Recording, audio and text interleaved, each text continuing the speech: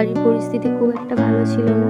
ইতিমধ্যে অনেকদিন video post করা হয়নি, তাই ভাবলাম একটা ছোট ভিডিও তোমাদের মাঝে তুলে ধরো। তো সকালটা আমার রোজকার এইভাবেই শুরু হয়, ছেলের স্কুল দিয়েই শুরু হয়। তারপর থাকে নানান কাজ সংসারে, সেগুলো সামলে তারপর রান্নায় ফিরে আসা।